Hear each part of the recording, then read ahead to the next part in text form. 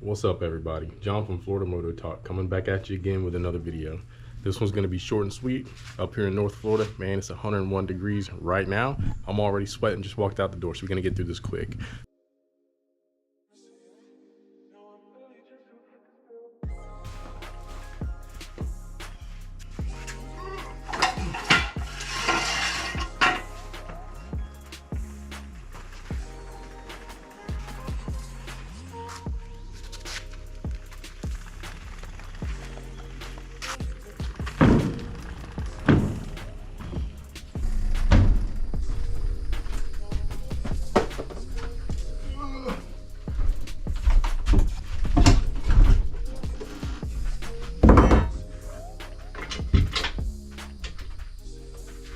But I've been saying I was going to do it for a while, but today we're going to hop into my trailer build video.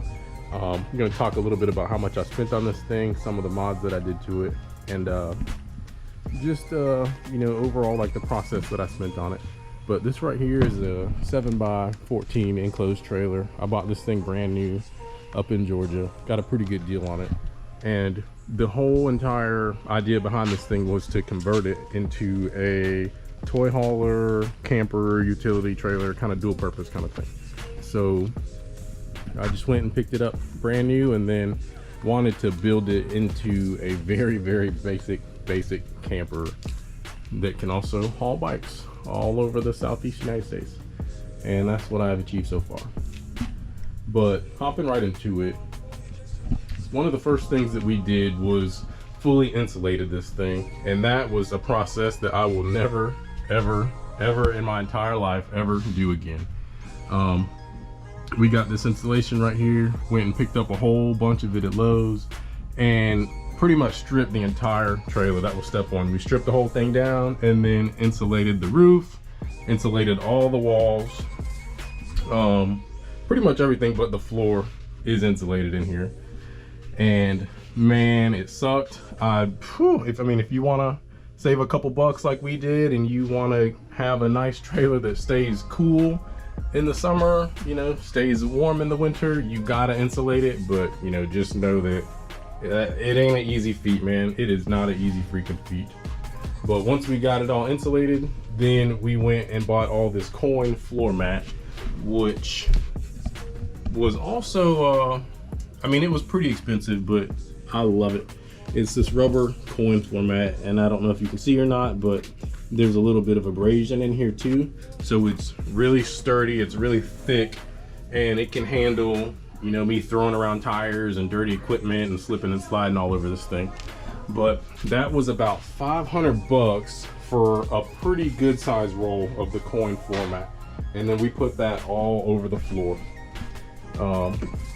Highly recommend it as a good first step. But it's holding up great so far. I think we're going on almost 2 years with this thing so far, and no rips, no tears or anything.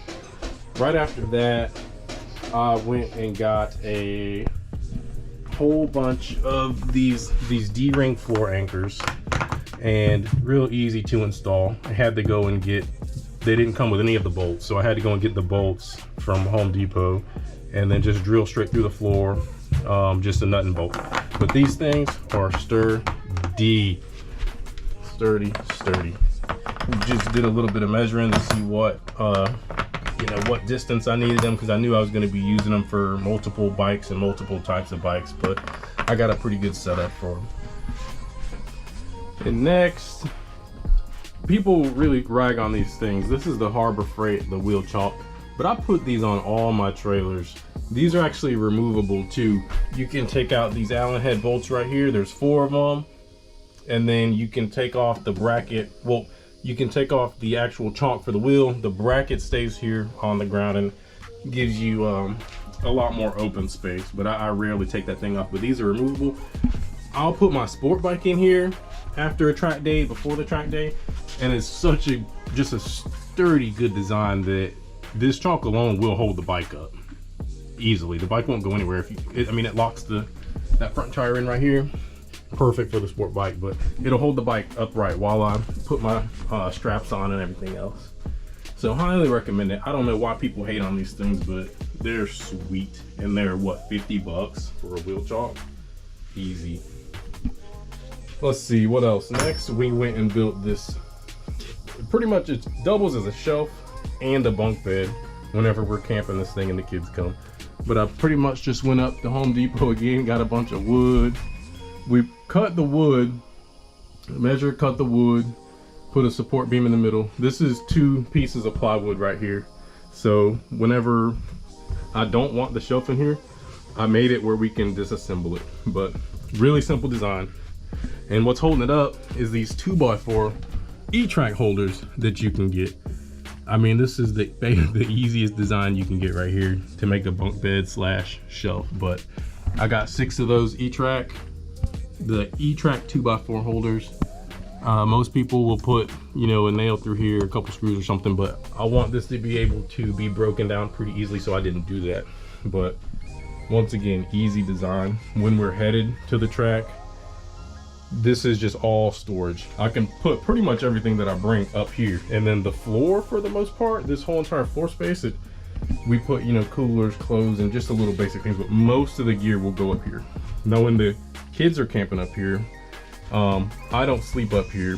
I bring a separate mattress that I'll put on the floor, but we just put these mats out, you know, get some sheets down, some covers, some pillows. Kids are good to go at night. Super easy design right there. And just hopping back over to the E-track 2, went and bought a bunch of E-track and just ran it all the way down the wall.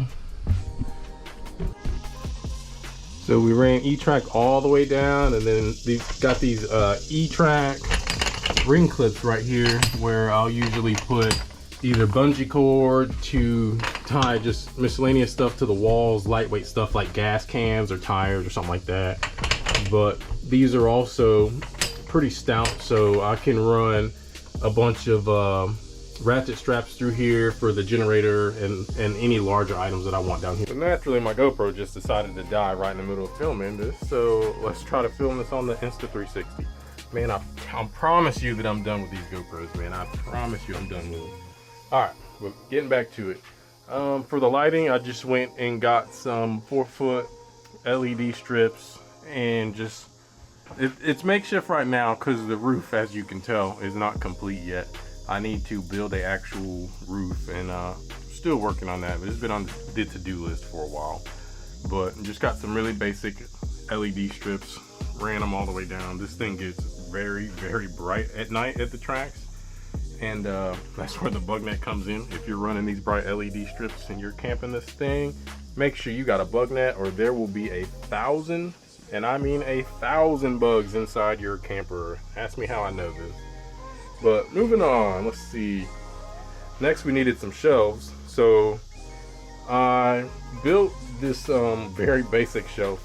Everything in this trailer is going to be basic because I don't know anything about working on wood. I just kind of throw stuff together and it just kind of works out. But if you can tell, I just once again got some more plywood, got these L brackets at the hardware store, and then put them in the walls into the studs, and then ran a couple support braces all the way across. As you can see, you have one main beam and then 2 support beams supported by the L brackets, and then cut out another piece of wood to be the shelf, and then pretty much sat the shelf over the supports, and then built the little lip on the front to hold it in place. And it came out pretty good. Like I said, I know nothing about woodworking, but it came out pretty good. And I mean, we'll cook on these shelves, we'll put TVs up there, a whole bunch of heavy gear, drive around like that, and they haven't fell down yet. So pretty good design, if I might say so myself.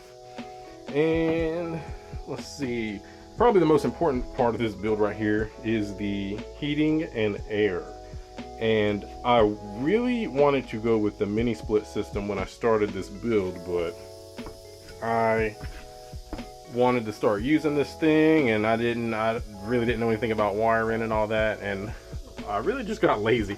And instead of going with the mini split, I just got this portable AC unit, which it's a pretty high BTU, but it's the dual hose system, which means that one of the inlets is will bring in fresh air, and then the other will exhaust the air, and it's supposed to run a lot more efficiently than just a single vent system. Now, how do I vent these bad boys? As you can see, this little dirty area back here that we need to clean up, it has two large holes for both of the vents. And what I did was went and bought some of these marine covers. Got a big circular saw, and then just cut out a perfect circle to the diameter to fit these hoses. And then when I'm using this thing, we will just shove the hoses through here, vent one to the left, same thing on the other side, and vent it to the opposite side, and then we are pretty freaking cozy in here.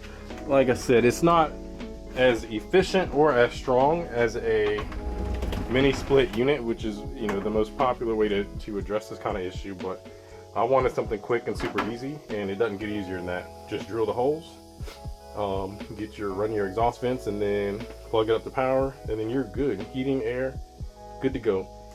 I've used this thing throughout the middle of summer through some crazy hot days, and it definitely, I would say, if it was, you know, 95 and above outside, like pretty much the average of what we get in the summertime, it would probably hang around maybe like 75 to 78 degrees in here, which isn't that bad compared to outside. I mean, there's a noticeable difference. And then once the sun goes down, it gets a lot better. When the sun goes down, I mean, it's perfect, absolutely perfect in here. We get too cold at night, but it has to put in a little bit of work to get it cooled down here when it's, you know, the middle of the afternoon in the summertime. But I mean, it works. And the heat's perfect.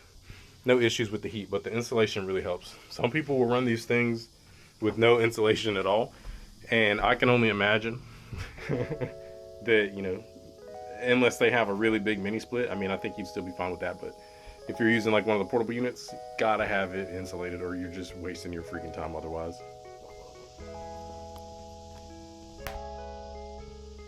Let's see, what else did we do? Same thing in the back as well. I have these D-ring clips in the back, so I usually strap the bike down to the anchors.